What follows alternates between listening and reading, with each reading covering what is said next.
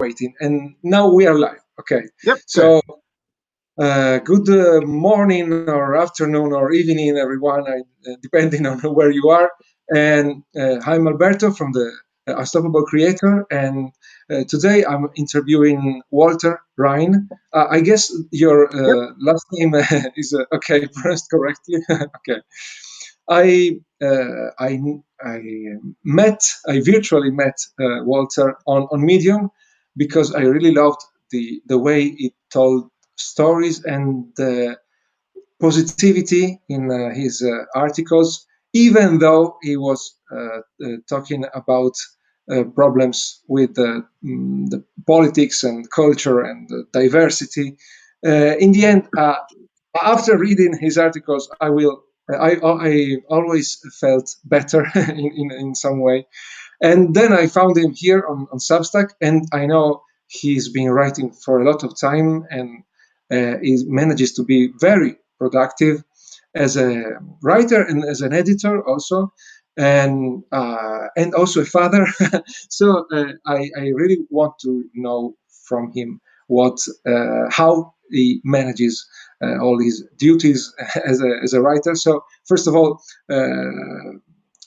Walter, thank you for being here and welcome. And tell us what you are doing now as a writer.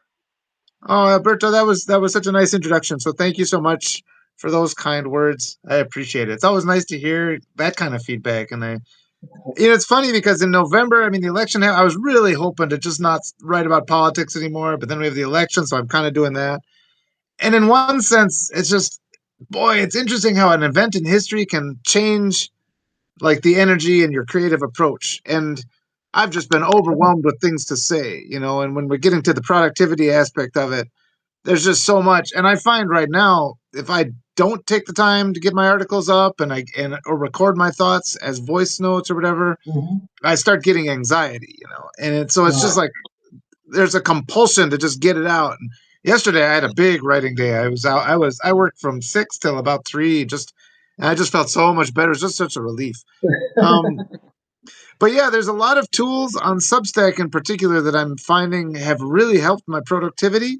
And I think the main one, the biggest change I've made over the last 6 months is the use of their podcast um, feature. And I've just been using the voice notes recorder either on my phone or on my computer when I do an actual recording to post. But I'm finding in the past those moments of inspiration just come, and you have to harvest those moments of inspiration. And this is long. Writers have been talking about this. They always carry a notebook with them. But if you have a good idea, at minimum, you have to write down just that sentence to capture that idea. It's Of better if you course. can brainstorm for a minute. When you're in the moment of inspiration, you have to capture as much as possible. So I would always just write down. I went from writing just a note to myself, like the famous story. There's a famous story by Roald Dahl when he came up when he came up with the idea for Charlie and the Chocolate Factory or Willy Wonka and the Chocolate Factory. He didn't have anything to write, so he stopped his car and he noticed that his back window was dusty, and he wrote a chocolate factory with a madman running it on the window of his car. And so then he went home. So, but that's critical because those things they disappear, if you don't harvest them. So the key to productivity is to have the discipline to harvest those moments of inspiration when they come. And the longer you can spend in the moment of inspiration, the more you have to write. So these days, what I'm doing is rather than write myself, I used to send myself emails. I used to write down little notes. These days, I'm more inclined to grab my cell phone and start a voice note, and I'll record for 10 minutes or so and just brainstorm. And then I'll put it into the podcast feature on Substack, create a transcript, which will be sometimes the words are incorrect, but it's pretty good. It's probably better than 90%. They get it accurate. And then from that transcript, I have everything I need to write an article. Yeah. So this is very interesting because I'm using dictation a lot, and I started before all the AI tools became available, and it was a bit clunky because I had to dictate the full stops and new line, and it was Yeah, it was not the best experience.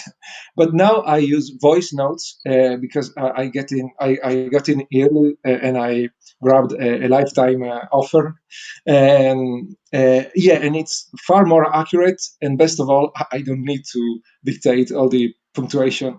But let's take a step back. Currently, you run a publication on Substack um, that talks about what?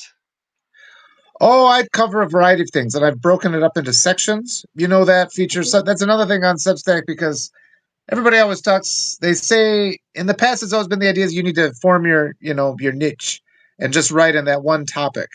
But I just have too many things that interest me, and so on Substack, you know, a lot of people that are new to Substack, they wonder whether they should do. Okay, I want to do movie reviews and I want to talk about culture. Should I start up two different Substacks? And the Mhm. problem with that is it divides your email list. I think you're much better off creating one Substack and have those sections within it. And then your readers are able to unsubscribe. Because it's just been necessary over the last couple months in the United States to write about politics. I mean, we're at this consequential moment in history, I feel. And we have to, there's just such a proliferation of misinformation that we have to speak about it. But I'm aware that a lot of people just need a break from that at times, or they don't want to hear it. And so when you give your readers the opportunity, it's like they can unsubscribe from my politics, my comments on politics, and they can listen to my craft of writing or, my type of productivity or just I like to empower writers to share their words and to share their voices too. That's I think that's a big part of my political activism is getting more people to share their stories. But yes, I understand if people want that information on how to share their story without hearing, more of the political conversation, they can unsubscribe from the section, and that works well too. So my newsletter. Getting back to your original question, my newsletter has it covers a lot of different topics. I do some stuff is it's called I'd rather be writing, which is sort of like I rather than talk, but we always have to talk about the marketing aspect of writing, and then I include some fiction on there, and I include some politics. So it covers a lot of different things, but it also offers this user interface so that the people that read the newsletter can determine what content they receive. Okay, and and you are still publishing on Medium too. Yes. Okay, and how much do you publish in a week usually? Oof. Well, it's interesting because Substack, I'm able to use Substack to repurpose a lot of my articles from Medium because I've been on Medium since I think it was 2020. So I have 1,500 articles on Medium. And Hmm. the people on my Substack newsletter haven't seen those articles. And a lot of them, not all of them, but most of them were evergreen articles, which was something they're not topical. They're still interesting to read. So a lot of them then I can also go back and repurpose and bring to Medium, but on Medium or on Substack. But on Substack, I'm generally doing 3 posts per day. One is a text post, and then I do 2 audio posts. And the audio posts, usually one of them is just a voiceover from something that came out a couple months ago. Because as you go Ah, in Substack, it's like over the last month, I've gained, I think, 1,500 new followers. So when you post a voice note that was published a month ago, a good portion of your letter hasn't heard it. And the other portion probably forgot about it, or they maybe didn't even click on it the first time through. So I'm finding it doesn't seem to drive your newsletter subscribers away.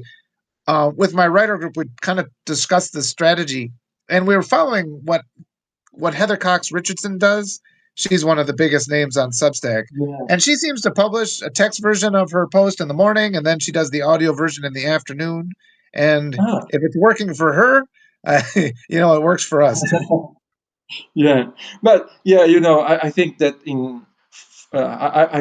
I started my first blog in 2010, and since then I kept studying every possible tactic, and I saw everything working. I mean, any possible publishing frequency and blog post length. It depends on your audience, on how you do it, and your voice. I don't know. There are so many factors that Yes. you just have to try. But Yeah. so how much time do you spend on your content? Because you do a lot. Oh, I do this full time. So it's my full work day. And I always kind of say it's like even when I go to walk the dog, I end up pulling out my cell phone and leaving voice notes for myself. But I usually get up Yeah. at 6 in the morning and I work pretty much till the girls. I have to pick up my girls from school at 3:40. But then there's stuff I'll do in the evening sometimes. So it is, I'll do a typical kind of a long work week writing. So you work a lot of hours, but you just like it. I'm thinking about these things anyway, and as I said before, if I don't get the ideas out of my head, I feel such anxiety, and Mm. lately I'm finding I wake up in the morning and like if I don't have time to write, like through the course of sleeping, it starts to build, or I'm like I gotta get these ideas out, and so I'm finding it's really useful to just get up in the morning and record like a 15-minute sort of extemporaneous podcast, and another feature on Substack that's really useful is the notes feature, which is generally a growth tool. You can put out your Yeah. notes and sort of, but I'm finding it's more useful because a lot of times I'll throughout the day I'll just put my ideas on notes, and then I'll based on the reaction those notes get, I know what topics and concepts I should develop further into articles. Mhm. So it's very useful just to get some feedback at the early stages, just to ask your audience, hey, do you want to read more about this? You'll read their comments. That'll kind of provide you with direction. So a lot of times I'll wake up in the morning, I'll come up with a couple new thoughts. I'll just do an extemporaneous podcast, like a recording 20 to 30 minutes. Sometimes they get over 30 minutes. And then usually in the second half of that, I'll go through my notes. Okay, okay, but as regards short form content is strange, or at least for me it's strange. I don't know because some people transform it into a marketing tool basically, and they are very systematic and methodic. But also you can use it to bounce ideas, and Yeah. the hard part is that is when you get zero or almost no engagement on a note, and you wonder if it's the algorithm or if it's the idea that doesn't work. How do you deal with this? Because from what I understand, you don't take too long to edit a note or yeah to rethink reflect about you just write what came into mind, right? Yes, absolutely. And you know, I don't. It's funny because yeah, a lot of people are really they spend a lot of time thinking about notes. I just use it as notes. It's called notes. I use it as a writer uses notes. It's like jot down idea. Whatever's coming up, Literally. I just harvest it and put it out there. And sometimes I usually reread it one time just to make sure that I didn't make any absurd Mhm. grammatical error or I didn't say anything inadvertently offensive. But I mean, I've been writing for a long time now, and it's Yeah. just kind of easy at this point. I mean, a lot. I've been enjoying when I first started doing my podcast, I would do a long recording, then I'd print out the transcript and I'd fix up the transcript a little bit and then I'd read the transcript as sort of like the voice performance of the ideas. Yeah. And that kind of allowed me to take out phrasing that I didn't particularly like. But I think it's really important as writers. I mean, we can't resist the idea that we're in this digital age where we have all these connectivity advantages. So we have to practice speaking extemporaneously and being clear. And I think we really need to use like the podcast feature just so that if you have the opportunity to be interviewed with a large platform, you can make a good accounting of yourself. So these things, it just has to be quick. And it just goes through, I guess that's just, having done it for a lot of hours a day for a lot of years, I feel pretty Yeah. comfortable just posting Yeah. something extemporaneous. You're right. You're right. And how do you deal with the notes that don't get any traction? Yeah. It's funny because people get worried about that, and it doesn't bother me at all. I don't even notice. I'll go back through, and if it's one that I think is a really good, it's a place to harvest some data, but it's up to you to Yeah. interpret the data that you get, right? And sometimes I'll look at it and say, well, that idea is still good, but I didn't say it in a way that was punchy enough. And that's just an opportunity Mhm. to write another note then. But I mean, if you're Yeah. publishing at 6 in the morning, maybe just the people that generally read you just weren't there. So you have to publish Yeah. throughout the day. So it might have nothing to do with the what you wrote. It might be the time of day that you published it. So all these things are a factor. And I think writers in general, they too often land on the very worst interpretation.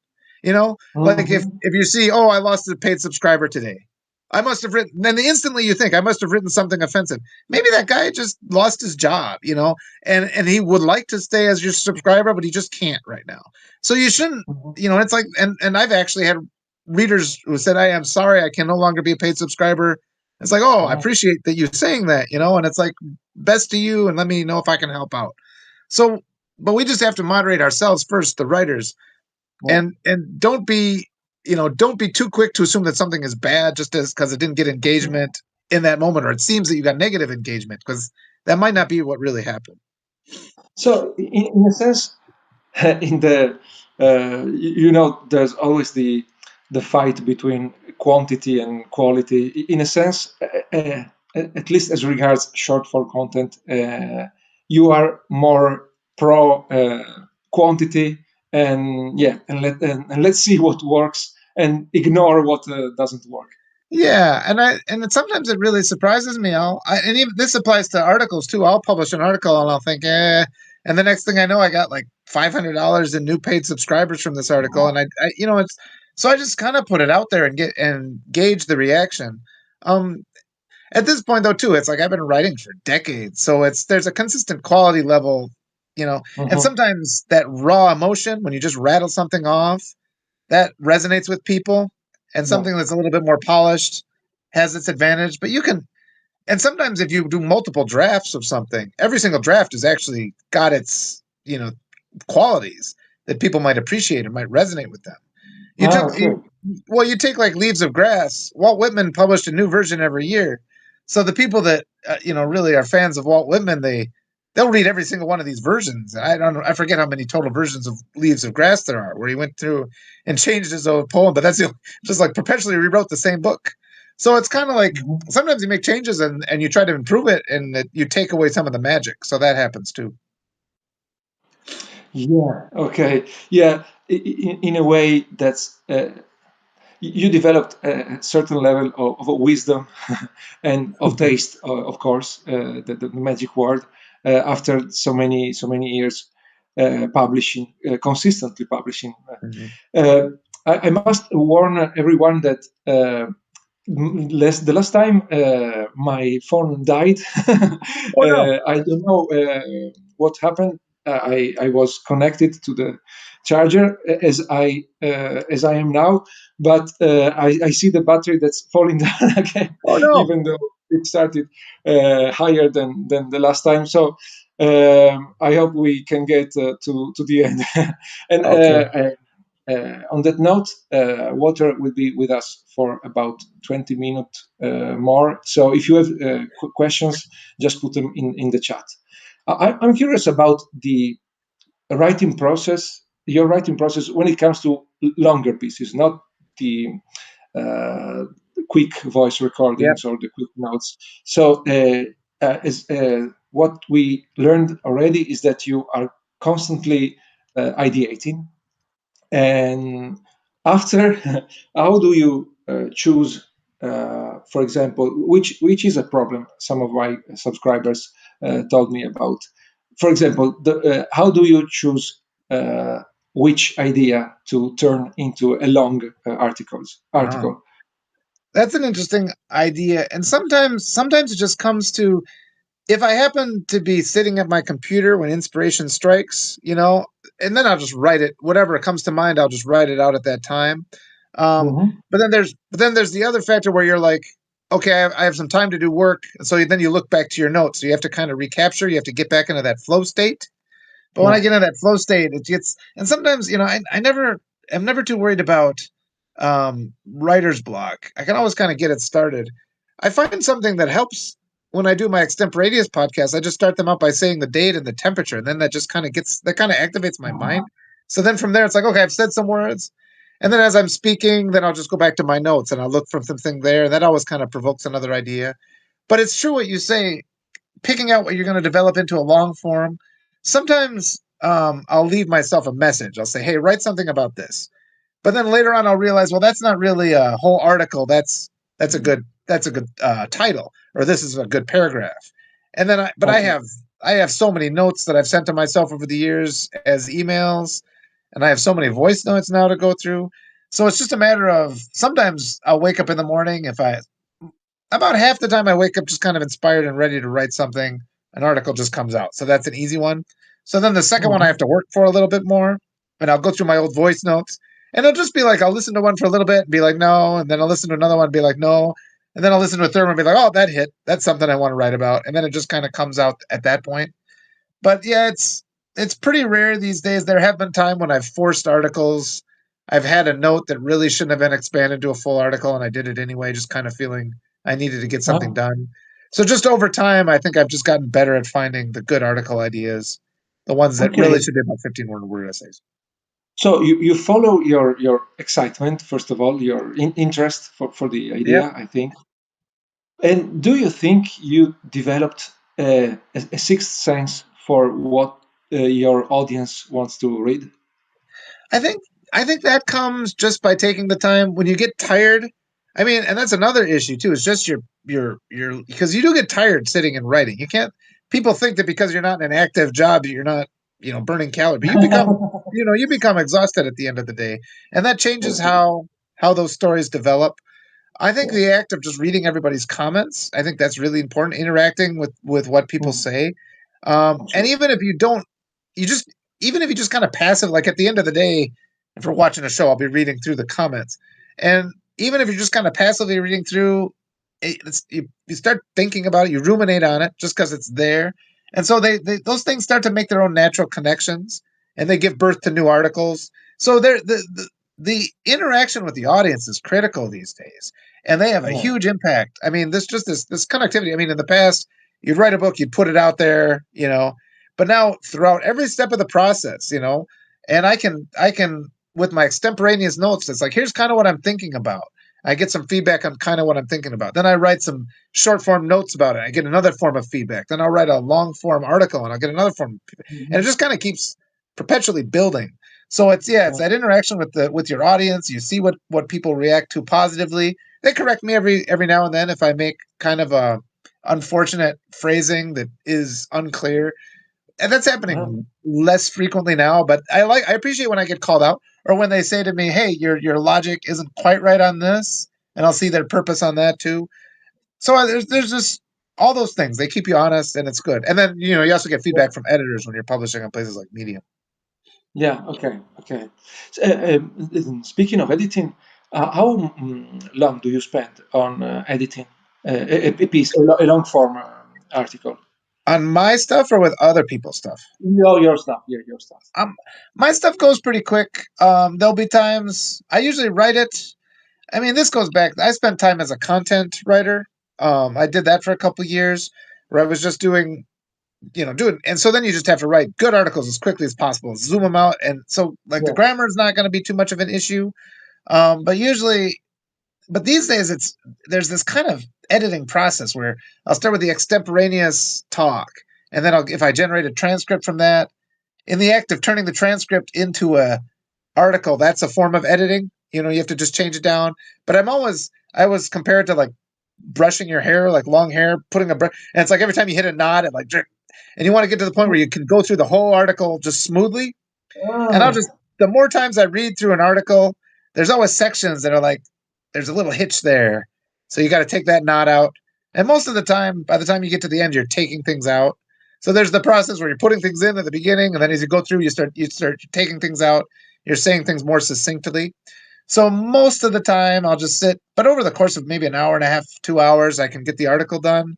Unless I'm really trying, like if I'm trying for a boostable article, I'll let it sit then, and I'll do another round of editing the next day or after the editor has comments. So usually that's the process most days. I'm very curious. How long does an article take from start to finish?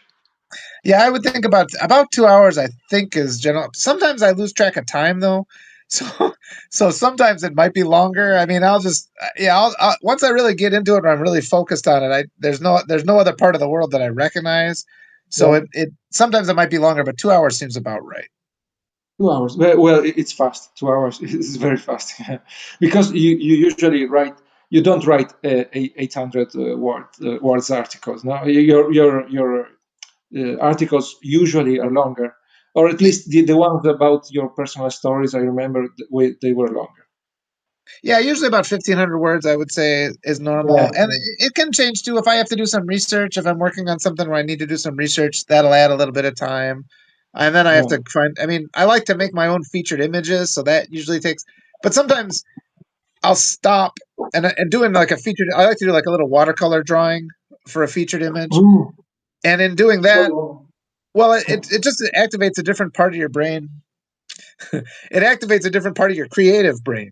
So you can sit there doing your little image, and then often after I'll get done with that, I'll go back and edit again and see some things that are differently, or see some things differently and fix it. So yeah, it kind of depends. But some articles just come right out, fully formed. I mean, there'll be times I'll sit down and crank something out in 20 minutes, zip, and then I'll just publish it as it is. So it's all it can be, and then other ones I struggle with, and it might take me a couple days, or it might just sit and draft on my computer for a couple days. So I don't think, I mean, even for my own process, there's a lot of different ways that it could happen. this is interesting. It was always. Were you always so fast to writing? Um, it, my speed pick, yeah, that changed. That did change because I used to be, but my first novel got published. I'm trying to remember the year, but one was like 2011, and that was more of a deliberate. Yeah, I think I can always crank out a couple pages pretty fast. I mean, how good it is then is so maybe I've always been fast, and then the quality's just gotten better. Is maybe that's the best way to answer that. Yeah, because I don't think productivity is everything, but when writing 1,000 words takes you, I don't know, 4 hours, it becomes very hard to be consistent and keep building an audience and so on. And so speed is part of the game, and I think that uh, in my case at least, sometimes I shoot myself in the foot by choosing a topic that's too broad, and so I end up having to explore 1,000 different sub bullets, Yeah. and so maybe if you're clear on what you want to say and to convey to your audience, it's faster. Usually, it can be faster. Yeah, Well, sometimes you do have but to just take a step away, and then you're like, okay, this isn't working. You're creating content, you're like writing things, but you're like, it's not coming together right. And so sometimes that just means you're tired. It's the end of your workday. Sleep on it. You'll come back oh, the next day and say, "Oh, this is two articles. That's why I was having a problem." Extract those 2 points, put them over there, and now you got it. So yeah, there's just so many factors. There's a creative effort, but just your physical component. There's days when you just need to get away from your computer screen and just changing scenery like that, going for a walk in the woods and having the leaves go by and just being outside in nature where you get that. I think it's called ocular flow. It changes how you think. And then that yeah, allows you to see connections that were invisible and you'll never see if you just park yourself in front of your computer all day.